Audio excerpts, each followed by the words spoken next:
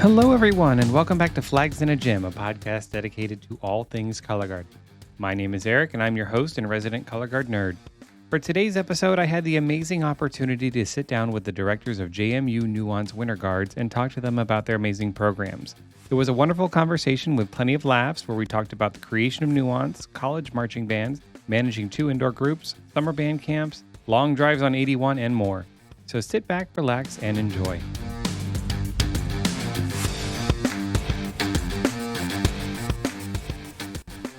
Okay, hello, hi, welcome everybody. How are you doing? Good. All right, well, welcome. So we are sitting down with the directors of JMU Nuance Winter Guards, and why don't you take a moment to go ahead and introduce yourself? Carly, we'll start with you. Hi, my name is Carly Philp. I am one of the directors of the JMU Nuance Winter Guard program. I also work with the JMU Color Guard with both of the individuals that are about to introduce themselves as well. I have been involved in the Color Guard activity for over 20 years, and I am really excited to be here today and get to talk about our programs. Taylor. Wow, that was really professional. I was gonna we usually go around our group and have them name an adjective that starts with the same first letter as their name. I didn't have mine prepared today, but I'm Taylor Chamberlain. I also work with the Nuance Winter Guards and the MRD Color Guard as well. I don't think I've tracked how many years I've been involved in the guard world, but it's been quite a long time. Not as long as Carly, but quite a long time. And Jessica. Yes, I'm Jessica McIntosh, and I work with Carly and Taylor. Taylor and I have been marching about the same amount of time, so I could not tell you the years. But yeah, we're just on staff. Been doing this for so long. But JMU is a wonderful place, so we've never left. So before we get into the history of your group, I do want to talk about the structure because JMU, you're a collegiate group, you have multiple programs, and we have multiple directors. So you have 2 guards, you have an open class color guard and an A class color guard, and you have 3 directors, I'm assuming, or how's the structure with it? How is it set up? Who does what? Yeah, so we do have 2 color guards. We have 1 color guard for the fall, and then in the winter we split into 2 different groups, so the open class group and the A class group. I am primarily in charge of the open class group, and then Taylor is the director of the A class group, and then Jessica is our director of technical programming, which means that she is in charge of our technique program. So this is really beneficial to us because most of our members come to us from regional A programs, and then they come to JMU and they're thrown into WGI, right? And most of them have never had any WGI experience or even, been a part of a program of that caliber. So we introduced this into our structure so that we could make sure that our technique program is the JMU technique and what we want them to learn when they get here and to benefit all of our programs, fall, A, and open, and make sure that they are training to the level that they want to get to. So that's what Jessica's in charge of. That's smart. So Jessica, you bounce between both groups then regularly. Yeah, as much as I can, just based on wherever the need is. But like Carly was saying, it's something new that we kind of started doing just because we noticed that there were some gaps in getting students caught up. So we just try to make sure that everyone's kind of on the same page. And then we have other staff that join us as well. And then they kind of also bounce back and forth, but really heavy on the technical side. I think that's incredibly smart to have like one person in charge. So both your guards are being taught. You can make sure they're being taught the same thing, the same way. So when they do graduate up, auditions come around and you move them to open program, they already know the whole system. Taylor, so you are in charge of the independent A guard. You are like the director of the group? That's correct? Yes. So are you managing like all the day-to-day functions, or do you work with Carly on that? How does that work for you? I would say that we all do work really collaboratively with each other and our staff, especially in the fall. But during the winter season, we kind of transition into like Carly is doing the operations for the open, and I'm doing the operations for A from when they're setting up and running the rehearsal and closing them out and everything like that. And we kind of have our staff bounce back and forth between all of the groups as well.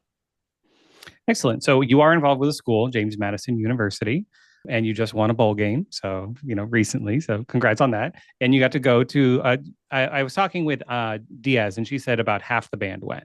And I saw pictures and I was like, that was half the band. I'm like, good Lord, y'all are huge. What does the school contribute to the Guard, if anything? Like, do they help with financing? Do they help with gym space? For the Winter Guard specifically? For both. So in the fall, we are part of the Marching Royal Dukes.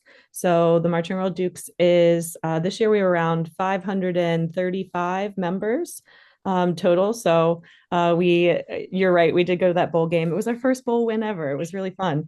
And so we brought about 250 to the bowl game. But in the fall, we are a part of the Marching Royal Dukes. So all of our operations and everything that we need are covered by the marching band in the fall. And then when we get to winter, they primarily help us with our travel. So because we are in the middle of Harrisonburg, Virginia, where most people don't even know where that is, we are about 2 hours minimum away from every competition site that we go to. So we have to travel at least 2 hours to every competition. So we have to travel. And so JMU provides us with university vehicles so that we can take 12 passenger vans. We usually take around 4 to 5 12 passenger vans to each competition. And so the band helps take care of that. They take care of some of our hotel stays when we have to go to world championships, any regionals that are far away. They cover a few of those for us. They cover one of our floors, which is a new thing. So we have two groups, but one of them is taken care of. Do we fight over who gets the free floor? No, thankfully, all of our budget is, combined. So we just kind of split it. That's just kind of how it works out cost wise with the amount of money that they were able to donate. It's not like they're choosing one program for the free floor. So and then some practice space. That's another whole conversation, as I'm sure for most people. That we get practice space for the Winter Guard before the semester begins. So our students, we actually just started the semester on Tuesday, a couple days ago. But our students have been back since the beginning of January to focus on the shows and for us to be able to get into gyms that fit our programs. So yeah, the students come back early. We get a little bit of gym space then, and then we have to, do the nomad color guard thing and travel all around to try to find space. Yeah, the stress that every color guard instructor goes through of trying to find gym space. Even in high schools, it's like, oh, we're in the cafeteria today. If basketball loses, we get the gym early. You're rooting against your own school's teams. So Taylor, I know with the marching band, obviously you need to be a student at JMU to be in the marching band. For winter, is it the same thing for the open and A guard? Do you need to be a student at JMU? So we don't have the requirement that every member is a student, but we do have a good majority of our members that are students. Some of them are also like recently graduated alumni that are still within the age range for both of the groups. So we do have a good mix, but the majority of them are students, although it's not required. Gotcha. Because that kind of leads me into the next. So when Nuance started, I did a little researching. I found that Nuance, the Winter Guard program, started in 2007 as an independent A Guard with the Origin of Love show, correct? Correct. Yeah, see, look at me. I did my research. Carly, did you start the Guard, or was it created by somebody else that you joined and then you took it over later? So I started the Nuance program. There was a Winter Guard that existed at JMU way back in the day. I don't know when. I have a video. I was trying to do a bunch of history research a few years ago, and I have a Winter Guard video from 1987. Wow. I and it's just them at a basketball game, the 1987 style Winter Guard happening. So I know there have been Winter Guards here in the past, but when I started the program, there wasn't anything. So I guess I could say that I restarted the program because it existed in some way, shape, or form before I got here. And how did that happen? Did you just walk in and be like, you know what, we're going to put together like a legit Winter Guard? How did that whole process happen? So I was asked back to be the instructor of the Marching Royal Dukes Guard when I came back for grad school. And it was part of the agreement, I guess. When I came back and agreed to be the instructor, I said, I would love to do this, but things that I would really like are, I want to have a weapon line because we didn't have a weapon line at the time. So I said, I'd really like to have a weapon line and I'd like to have a winter guard. And so those are the two things that I kind of asked for when I came back to take over the program. Awesome. Yeah. Cause you being a collegiate band. So we've seen, collegiate bands in the color guards and, I'm not going to name schools, but, it's like traditional old school color guard where they just have a school flag and they're doing slams and maybe a row, a couple of drop spins. And they just kind of repeat that. And that's what they do. And you all developed into like you're a legit color guard on the field, like doing real color guard stuff. Jessica, what's it like training all of those people? Cause how big is the fall guard roughly? The fall guard's 50 or above on a normal year. And I'll be honest, in the fall, we kind of all tackle that together. There's not really a defined role because I would go crazy. But it's really, we just we give them the baseline of the technique. And then we just, some practices, I'll just walk around and I'll just look for individual things. And sometimes we give whole group, but it's definitely all three of us that tackle that. I mean, at all times. But yeah, I think I would go crazy having to look at 50 and be doing all that, but it's really nice because we give them kind of a standard for where to start, and then we just kind of view it from different points in around the block, just to see if anyone's pitched a certain way or doing something or grabbing kind of funky. So really, it's just like getting in the block, getting hands on, going up to give members feedback. It's just a lot of running around, but I love it. So I'm like a pacer. I like to move at all times, so it really works out. I couldn't imagine trying to do technique block for 50 plus kids. I could not imagine that. I think the largest guard I ever taught was 24. And even then I was just like, this is a lot. Like, so we're going to fast forward to 2011. It's the first year you made finals at WGI. And that was the heart attack show. Yes. Hold your heart. What was that like? I mean, that's like a big moment. Like you make finals at Dayton. What was that like? And how did that impact the group? And did the school do anything about that? Like, did they make a big deal of it? Did you get any extra money? It was incredible. The students from that year referred to it as feeling like they were in a Disney Channel movie. That's what they said when they got on the floor for finals retreat. They were like, "This feels like we're in a Disney Channel movie." And I agree, really, because when I was never a part of a guard that had made finals before. That was my first time making finals too, right? So even as the instructor, it really was an incredible thing. I think that it helped to drive them to want to continue to learn more and want to increase their technique and increase their, knowledge of color guard. And again, we get students normally who have never experienced the WGI experience at all, much less a WGI finals retreat. So it was amazing. When that happened, they did do like a presentation at the football game, which is really amazing the following year. And then in the fall. And then they also did a Breeze article, which is our local student newspaper that goes out. Extra funding. We weren't really funded by JMU at that point. We were completely on our own. The funding from JMU has come over the years and has, increased over the years. So I don't necessarily know that we got any funding specifically from getting to finals, but it definitely helped raise awareness of our program, and not just local awareness, but also that national awareness that we're here and we're having a good time. And yeah, it was a pretty incredible year.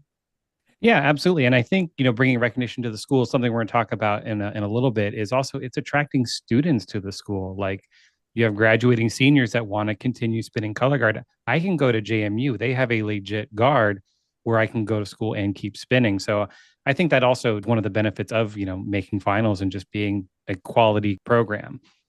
In 2018, you medaled in Independent A. You took bronze. I was looking at the scores and realized you guys missed silver by 0.03. Those double panels, man, they will get you by those hundreds. I didn't realize it was that close. Like I knew you'd medaled. I was like, I didn't realize it was that close. Whenever finals happens, I always go to like the semifinals and I look for guard number 16. The ones that don't make finals, and I want to see how much did they miss it by. And when I see that 0.03, I'm like, oh my God, like crazy cool bronze medal. You get promoted to open class. What was that like? Well, that's funny that you bring up the 0.03 because we always talk about around here that you're fighting for that 10th, right? And in this case, the 100th, right?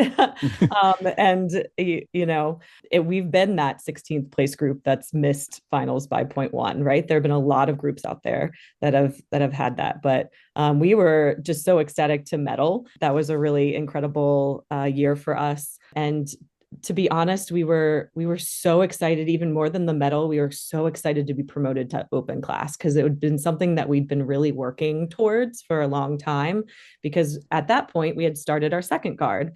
At the year before, Taylor, correct me if I'm wrong, but the year before, our then regional A group had been promoted to A class, and so in 2018, we were both groups were competing in the A class against one another in our local circuit. And so it was really incredible. We were just so excited that the judges, we feel like that promotion process, the judges are saying, yes, you're ready, right? Your program's ready, your students are ready, you are ready to tackle that next class. And so scared a little bit. Yes, we were nervous because, we had never done it before, but also really excited to be able to continue to grow both of our programs since we had that second group that had gone from regional A to A, and then our initial group that had gone from A to open. So it just kind of led to the continued growth of our full program. And I'm sure some of your age outs were like, yes, I get to march another year now. Because open class has the extra year in the age. Do you ever look back at this journey from where you are now and just be like, wow? Like, do you think back to 2007 and you're just like, when you did that first show and you're just like, wow, like we're here now. Is that crazy? Yes. Yeah, absolutely. We're approaching our 20th anniversary, which is next year. This is our 19th year. And so as we're kind of preparing for that milestone, I've been like looking back at old videos and old pictures, and it's really amazing to see how far the program has come from me standing in an office saying, I'd really like to have a winter guard here to where we are now. So, yeah. Are you prepared for the possibility you might be moving to world class at some point? Jessica is cheering in the corner over there. I guess our biggest barrier to that right now is you want the judges to tell you that, right? You want to create a program and a process and the students that the judges say, yes, you're ready. Just like I was talking about before for the A to open, we want them to say, yes, you look like you are trained and ready for that. And I would also say that practice space is a barrier. Yeah, I guess we'll tackle any challenge that's sent our way for sure. So if they say that we're ready, then we'll go that route and see what happens. But they figure it out, right? Yeah, absolutely. So you have Nuance purple and gold, correct? And purple is the open guard?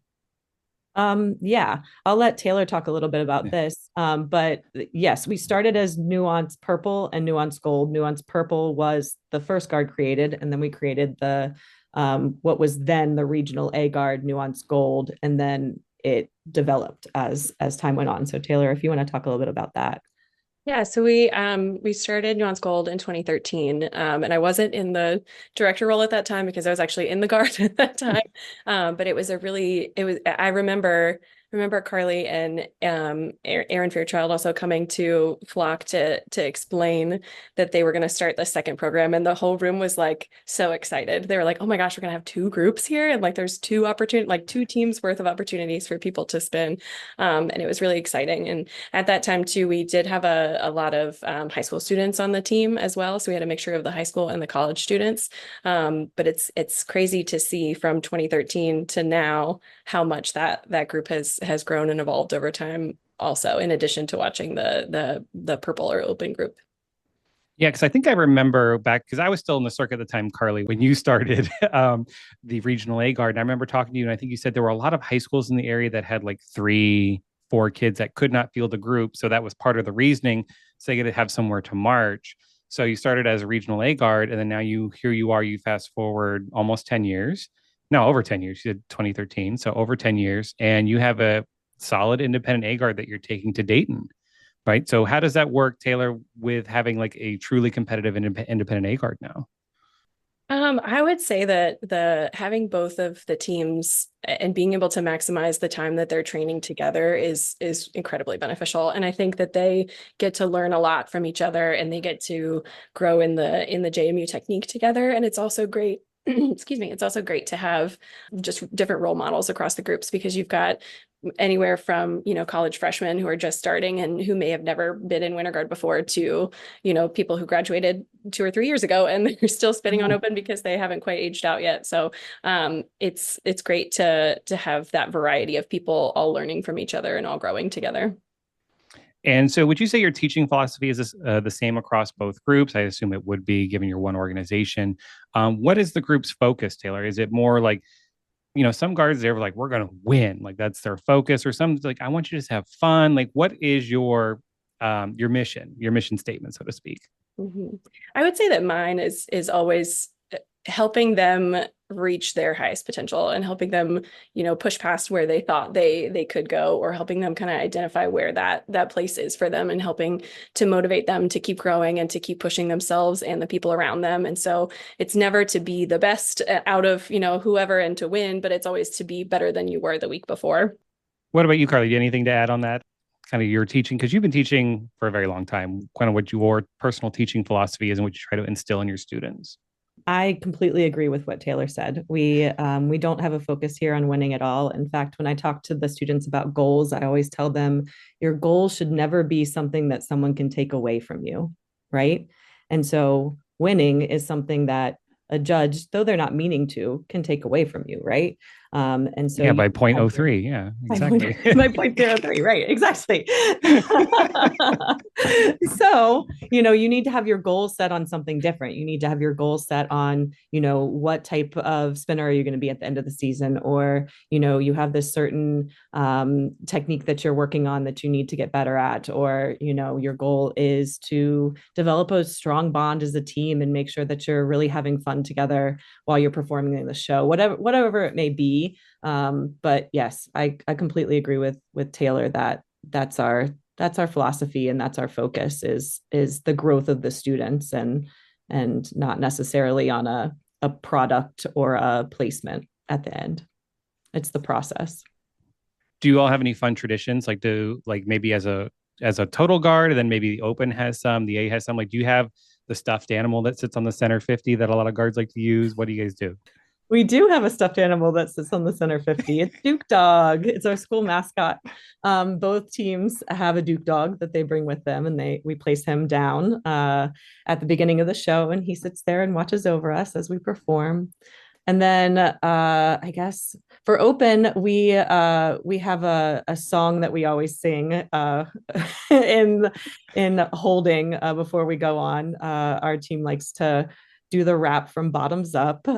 So you mentioned it's a PG podcast, so yeah. I'll go into that, but it just kind of hypes them up, and they've changed all the lyrics. None of the lyrics are anywhere near the same as what the actual song is. And it's all things that have happened over the years. So it's little bits and pieces that they've added to the rap from different shows from the past and things like that. But that's kind of an open tradition. Yeah, I know very well, like the tunnel song. When I marched Apex, I'm dating myself. We had Holla Back Girl, and we would say this show is bananas, BANANAS. Well, the crowd didn't know we were saying show. So you have this entire gym of kids using the actual words. And we're just like, oh, great. No. Now we're causing problems. But, so I get that, keep it in the tunnel. Taylor, what about the A-Guard? Do you any special traditions in the A-Guard? We have some similar traditions. Like we both do mints in rotation, and we say suck now so you don't suck later, and then we do that in between movement and equipment usually. But the A team usually likes to get matching sunglasses. They get like a set of show sunglasses. Last year they looked like minions. It was very cute. They had like these little daisy sunglasses that kind of matched the flowers on their uniform, and so they kind of wear those, and they kind of get in their show day vibe, and they have their glasses on and their jackets, and it's just like a thing that they all do together. Sometimes it's excellent. Yeah, because it promotes team unity. Excellent. I think those things are great. Guards do the matching Crocs or, whatever, they always have something. Jessica, what is the schedule like for the programs? What are rehearsal schedules like? How many times a week? How many hours? So before the semester starts, we have camp weekends that we do. So that's usually like a Friday, Saturday, Sunday until the students go back to school. And then we do 6 to 11 chunks at night on Tuesdays, Thursdays, and Fridays. But we normally rotate. So it's the A guard from 6 to 9, and then 8 to 11 is the open guard. And then we have an hour of time in between where everyone's doing technique together. And they're doing all the stuff training wise. And we normally do our workouts in between so that everyone's doing the same, strength building, cardio, technique portion. So it can be long hours for those of us that stay for both, but the students all get 3 hours of, dedicated time of show time or technique time, whatever it may be. And that's a consistent Tuesday, Thursday, Friday, no matter where we are. We find a place to be, and then we're there for that timeline. Gotcha. So you do shared space for every rehearsal, that 6 to 11? Yeah. That's creative. I think that's really cool. Like, you do the hour in the middle as the technique for everybody. And I love that you do workouts and cardio training, because so many guards don't. Back when I was teaching, I'd make my kids run and they're like, why are we running? And I'm like, because you can't make it through your show. Right.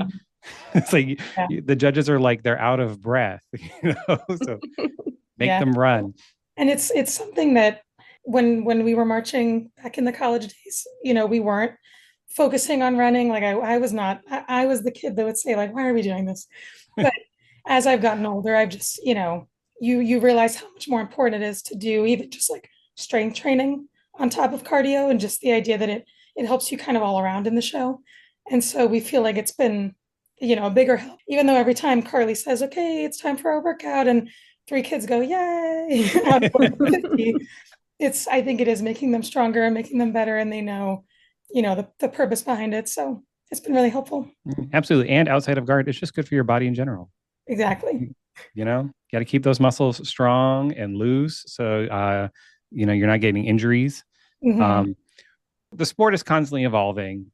How do you all keep up with the times? Like, do you do any like continuing education for yourself, maybe going to WGI-Con, or, I don't know the kind of meetings they do, but what do you do to kind of keep up with the activity? Carly, I'll have you go first.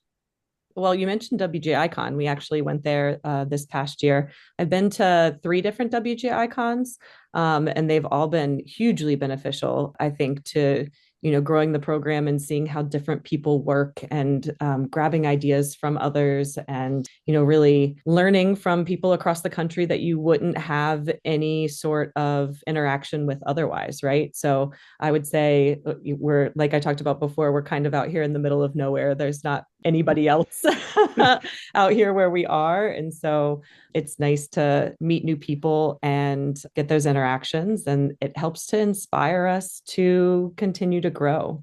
That was an inspirational thing from this year. Yeah. And you are in the middle of nowhere. It's making that drive down 81 in Virginia. You hit Harrisonburg. It's like, oh, there's a college. And then like 5 minutes later, there's nothing. Then 2 hours later, oh, there's another college. And then, oh, wait, now there's nothing. You hit JMU, then you hit Virginia Tech, then you hit UVA, or I don't forget which one's first. But yeah, they're all lined up down 81, and there's nothing in between cows. So we call it cow country. So Taylor, what about you? Anything to add for your continuing education?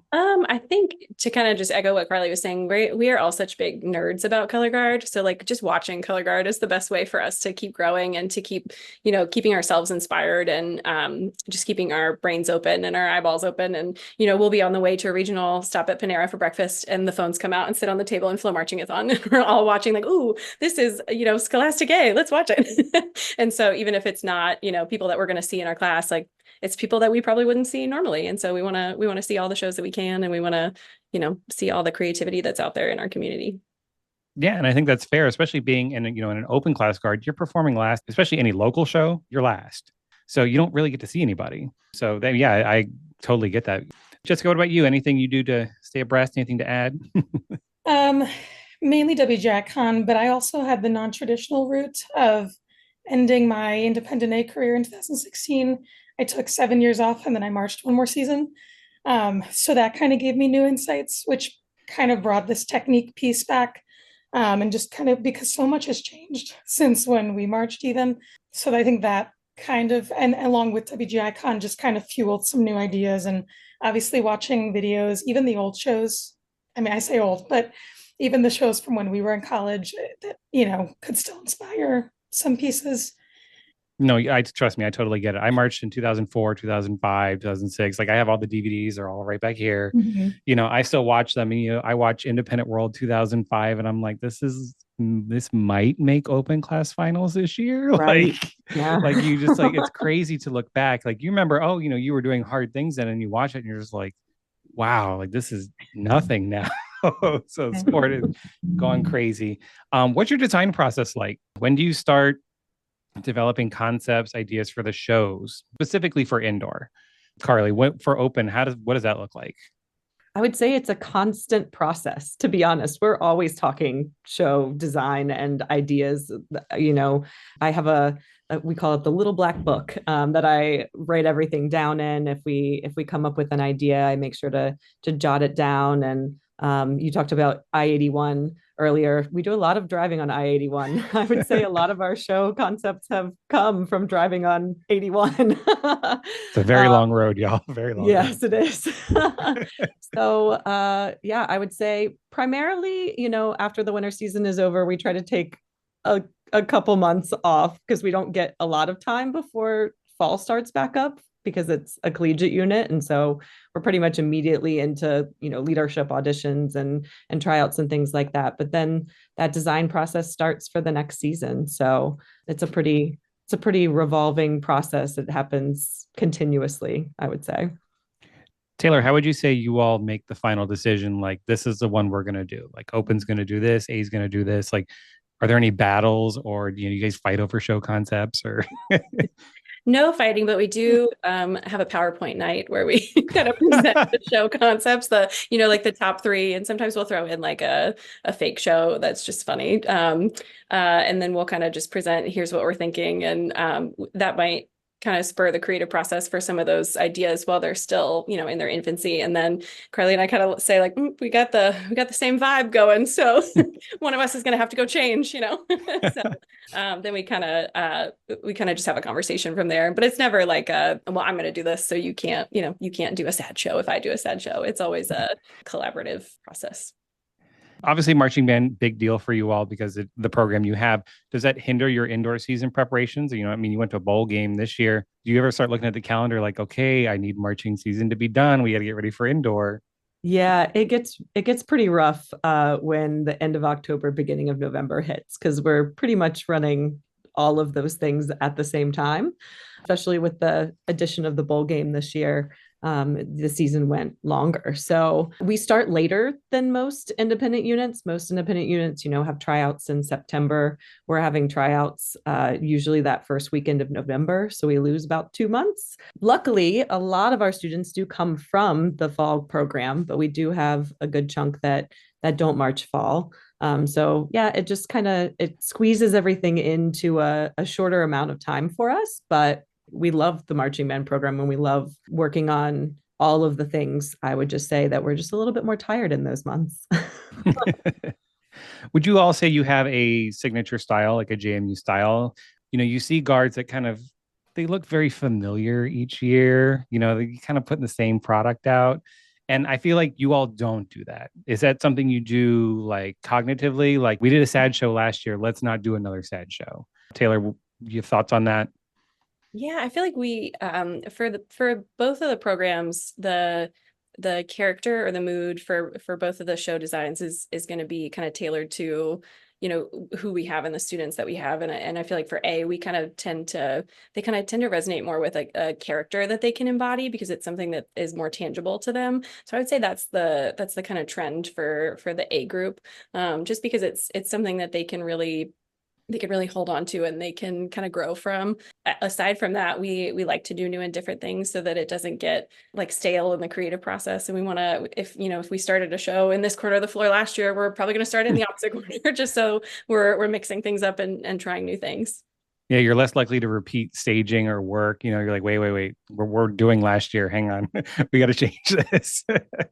Do you guys have a bucket list of shows you want to do? I know every color guard does, but Carly, you've been teaching for a while. Do you still have that bucket list of, God, I really want to do this show that you're just holding on to maybe for year 20?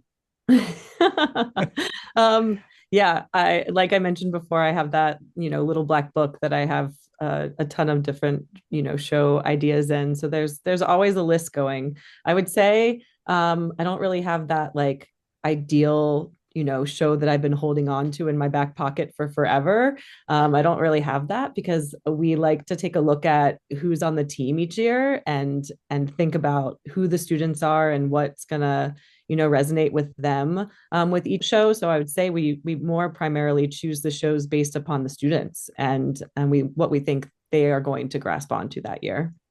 Do you find it hard to find music you can use now because with copyright being so crazy and you have to go through was it click and clear or I forget what it's called, but you have to get the approval. Is it difficult to kind of find music, or where do you find musical inspiration?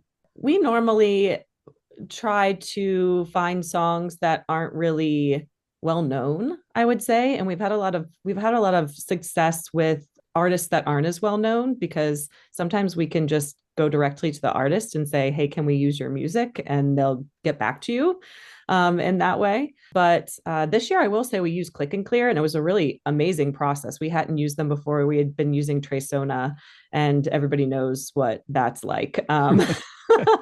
So we enjoyed using the click and clear process this year. It was a lot easier. So I would say that just depends on the music that we find and what we want to use. And then we kind of attack that from there to see what we can do and what will be allowed to utilize each year.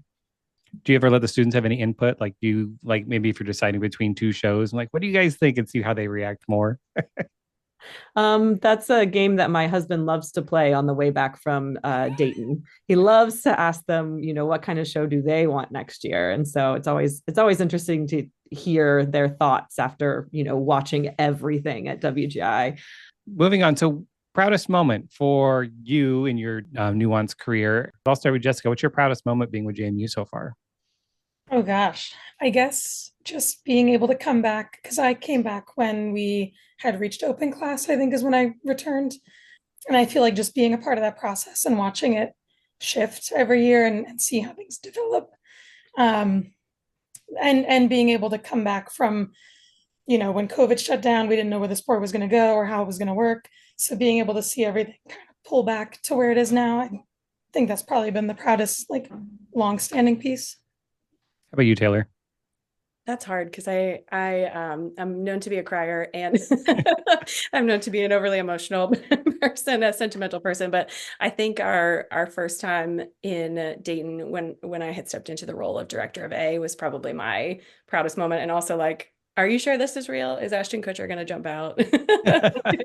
Are we really here in the convention center right now? And that was pretty cool. How about you, Carly? I would say it's probably a tie between when we were promoted to open class and when the first time that we brought both groups to Dayton. That was a really, really incredible year because we had been working so hard for so long to try to get to that point with all the things from the students, the technique, the budgeting to make that happen. Yeah, so definitely a tie between those two moments in my career. And coming up, the 20th anniversary is going to be a pretty awesome moment as well. So it's amazing to think that these groups have been around for that long. Do you have a favorite show you've put on the floor? I could not choose one. It's like choosing a favorite child. People ask me that all the time, and I think about an answer, and I'm like, oh no, but wait, this one. And then 2 seconds later it switches again. So no, I'm so proud of every team that we've had here for so many different reasons, right? I feel like each team has it might not be the show, but it might be like the group of people from that season, or it might be, something that they were working on or working towards that season. And so it's very hard for me to pick. I can't name one. How about you, Taylor? Do you have a favorite? I would have to say that I can't pick a favorite child either, and that they're all my favorite. Jessica, you can pick one, right? I for sure no. I mean, I think each of them is different because, like, when I stopped marching, Roses in Bloom was the next year, and that one I was very envious of because I wasn't in that one. So like that would be one that I think would be one of my favorites. That's my personal favorite of Nuance's Yeah. programs. I mean, I've seen you since the beginning when you did the Origin of Love. I mean, I remember loving the grape stomping show. And then you brought out the voodoo doll, like zombie kind of show. But I loved, you called it Roses in Bloom. I just call it by the song, Roses and Violets. Mhm. But I don't know. That's the one that's always kind of stuck with me. And it's still out on YouTube so I can watch it.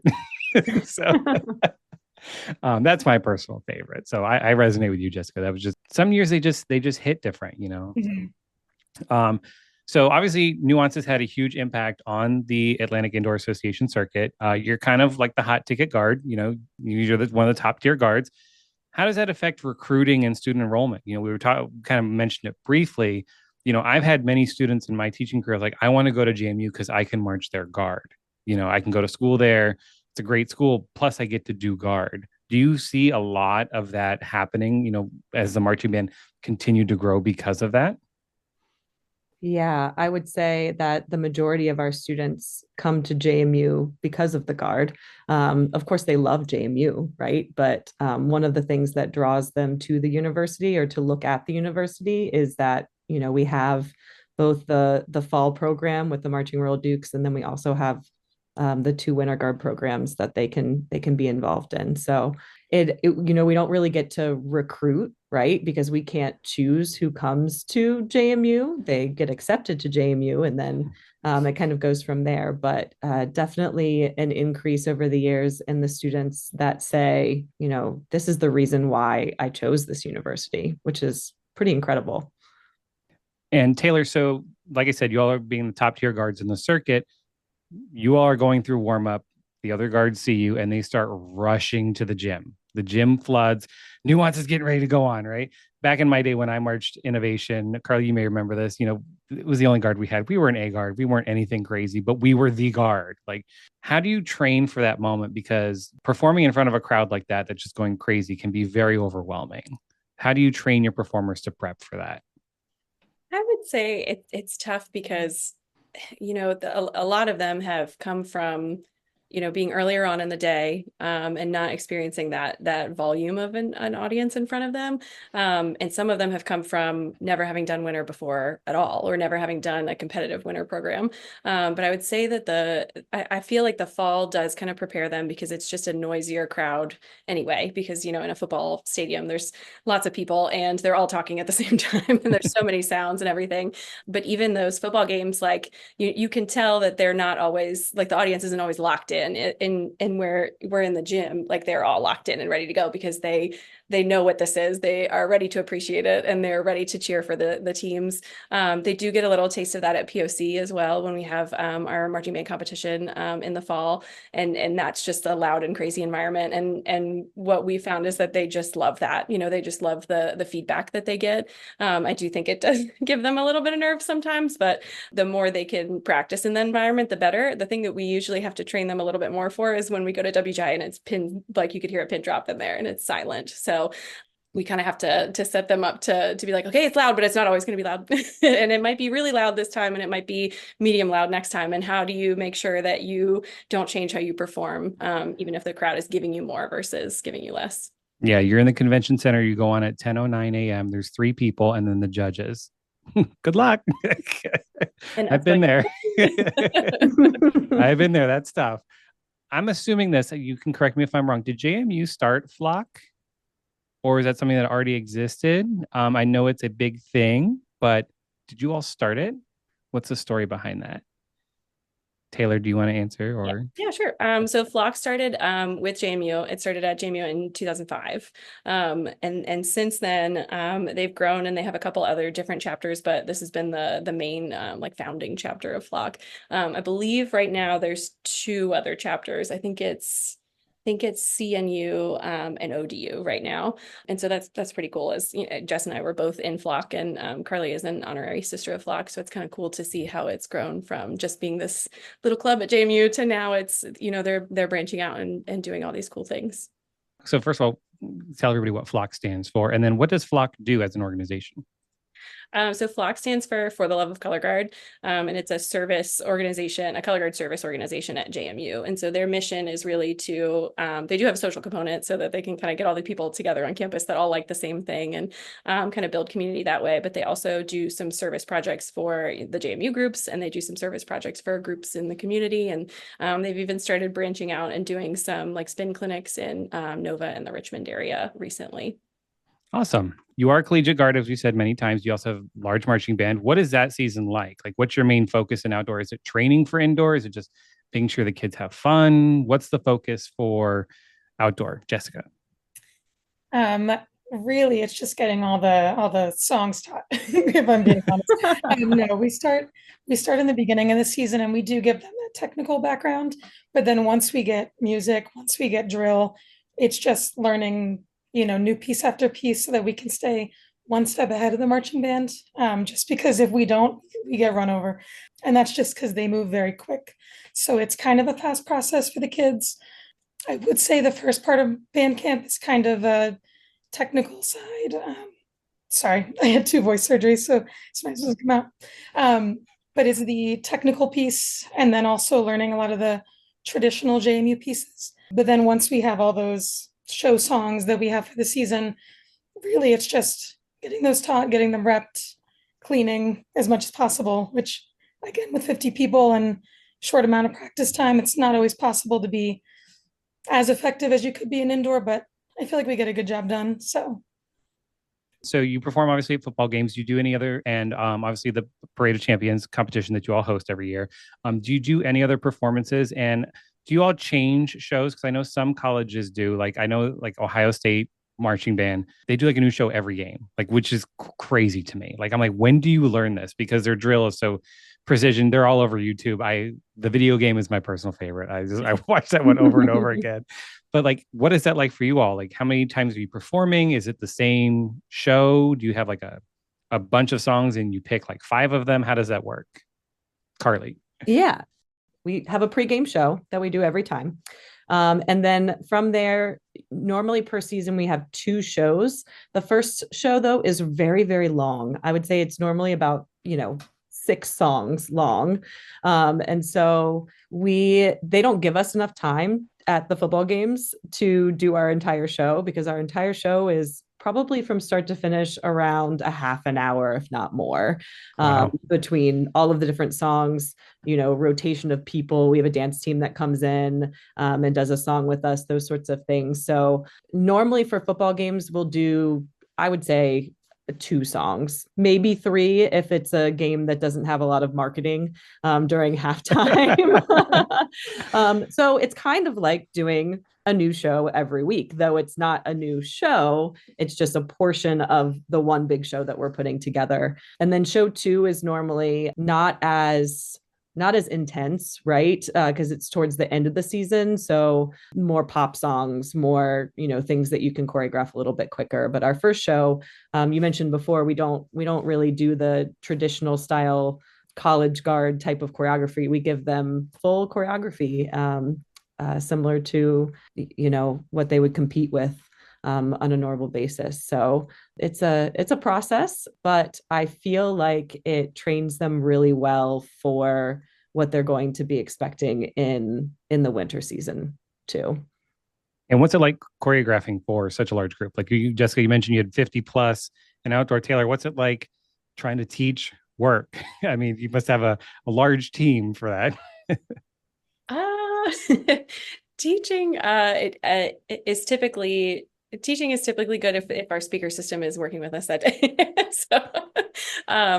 We typically teach it in chunks, and sometimes we'll utilize our leadership teams to kind of review some chunks at a time, and they break up into their captain groups, and we kind of have the students support each other in memorizing the choreo and being able to put everything out onto the field together. And we typically have our sectionals on Monday, so at the beginning of the week we can give them the new choreo, and then they can pair it up with drill throughout the rest of the week. So we try to give them a jump start on here's the choreo that's going to match up with the drill before you actually get the drill and the rehearsal with the band. A big part of the band program there is you have the JMU Summer Band Camp.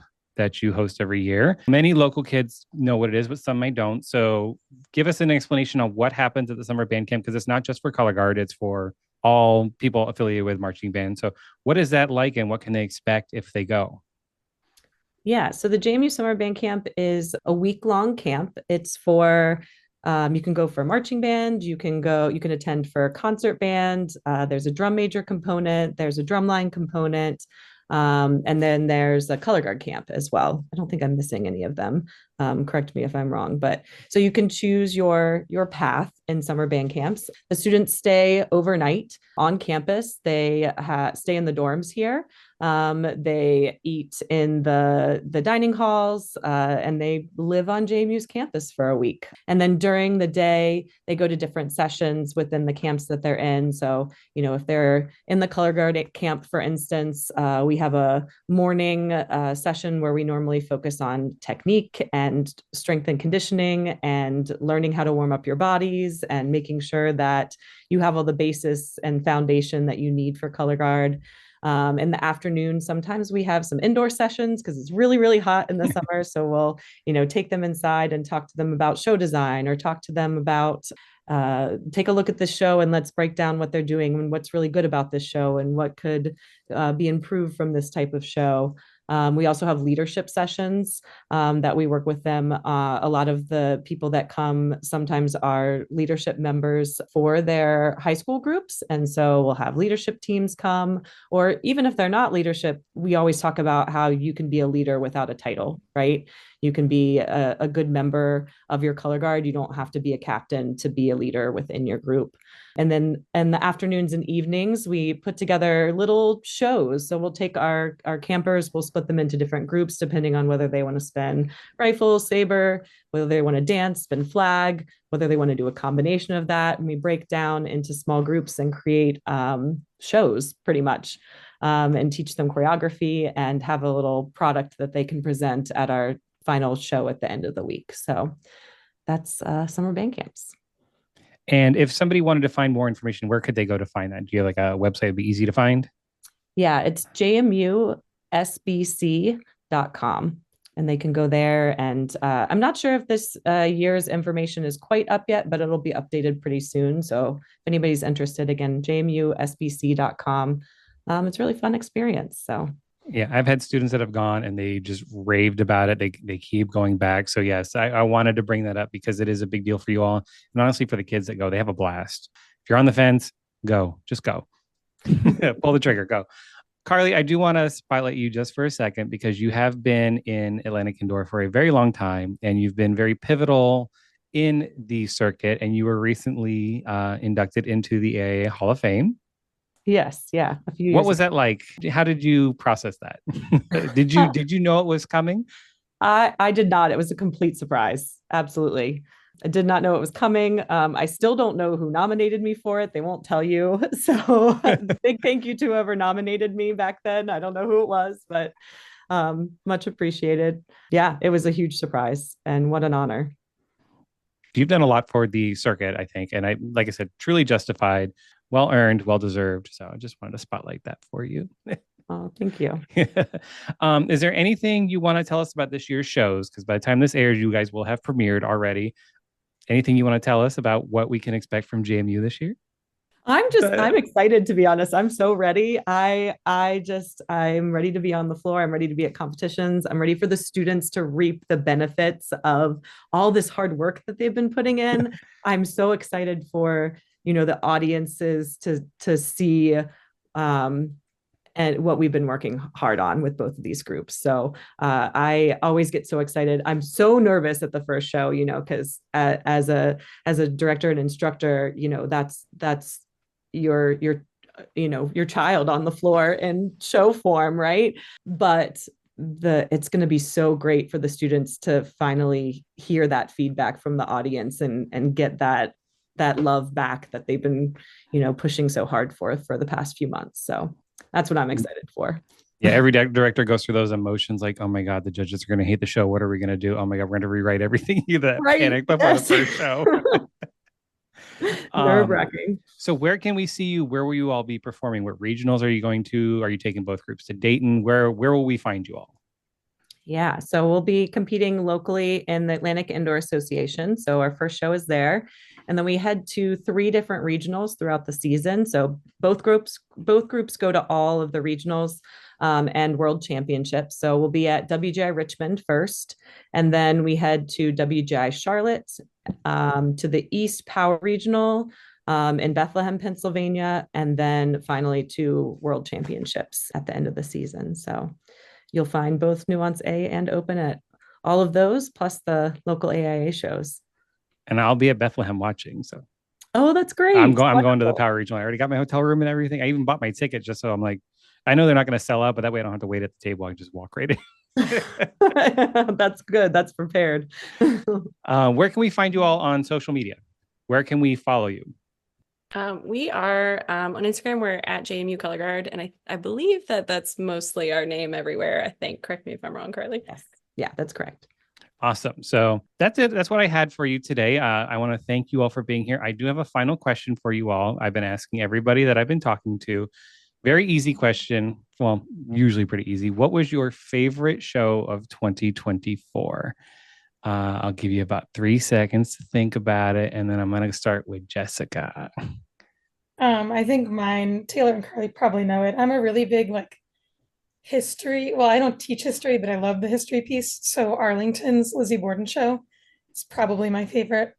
I just love it. Lizzie I Borden. love that show too. And so did you see that there were like 5 guards that did Lizzie Borden Yes. shows? I'm like, I was scouring Netflix and like, was there like a big documentary? I'm like, is it like this, like Yep. the 100th year of the murders? No, Exactly. just people woke up and it's like, we're doing Lizzie Borden this year. Yeah.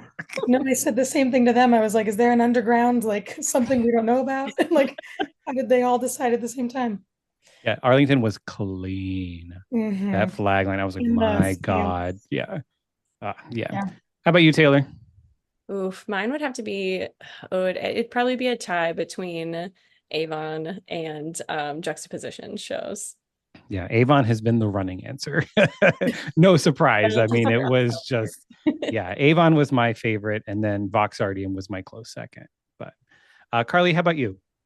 I would have to say my favorite show was Centerville, the Irresistible show. They were all the lampshades. And Yes. moth. I just thought it was so creative, and it sparked that. I love a good intellectual show, right? That component that makes you think just a little bit differently and still just so artistic. And so I really, really enjoyed that show. Yes. Awesome. I love that we're not all saying Avon. That's amazing. They were incredible too. They Let's give were. them props where it's due. So that's all I have for you. So thank you so much. Looking forward to seeing the programs. I will definitely see you at Bethlehem. But until then, I wish you all the best of luck. Thank you so much for having us. And that's going to do it for this episode. Thank you so much for joining us. It really means a lot to me to have you all listening. If you haven't already, please give us a follow over on Instagram and Blue Sky at Flags in a Gym Pod, and continue to spread the word about the podcast. It would mean so much to me. I have put links in the show notes to a couple of JMU shows and to their summer band camp program. I'll be back in 2 weeks with another episode where we talk about something else. So until then, stay safe and stay fabulous. Bye.